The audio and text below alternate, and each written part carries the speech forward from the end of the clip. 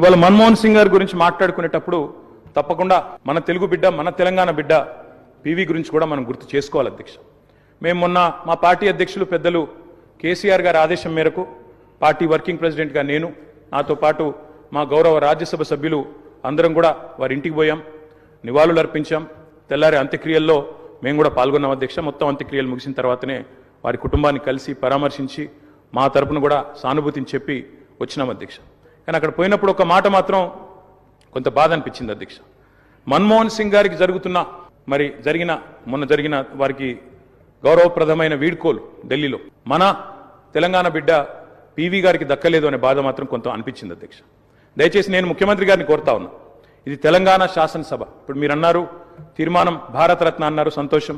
అదే మాదిరిగా విగ్రహం పెడదామన్నారు, తప్పకుండా ప్రభుత్వం ఎక్కడ వారు నిర్ణయిస్తే అక్కడ మేమందరం కూడా వస్తాం అధ్యక్ష. తప్పకుండా అట్లాంటి కార్యక్రమాల్లో కలిసి పాల్గొంటాం. కానీ పివి నరసింహారావు గారికి కూడా ఢిల్లీలో ఒక మెమోరియల్ ఏర్పాటు చేయాలని చెప్పి శాసనసభ తీర్మానిస్తే మన తెలంగాణ బిడ్డ, మన తెలుగు బిడ్డ, మనవాడు పీవీ గారికి కూడా సముచితమైన గౌరవం కేంద్ర ప్రభుత్వం ఇవ్వాలి అనే ఒక ప్రతిపాదన కూడా మన శాసనసభ నుండి పోతే బాగుంటుంది.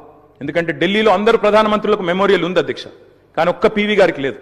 అదొక రకంగా మనకు అవమానం, మనకు తీరని లోటు. కాబట్టి ఈ తీర్మానంతో పాటు దాన్ని కూడా జతపరిచి పంపించినట్టయితే తప్పకుండా వారిని కూడా, ఎందుకంటే మన్మోహన్ గారిని రాజకీయాల్లోకి తెచ్చిందే పీవీ గారు, అట్లాంటి పీవీ గారికి కూడా ఒక మెమోరియల్ ఏర్పాటు చేయాలని శాసనసభ ఏకగ్రీవ తీర్మానం చేస్తే మన గౌరవం కూడా పెరుగుతుంది, మన సభ గౌరవం కూడా పెరుగుతుందనే మాట కూడా తెలియజేస్తూ ముఖ్యమంత్రి గారు పెట్టిన సంతాప తీర్మానానికి సంపూర్ణమైన మద్దతును, ఆ కుటుంబానికి మా ప్రగాఢమైన సానుభూతిని కూడా తెలియజేస్తాం.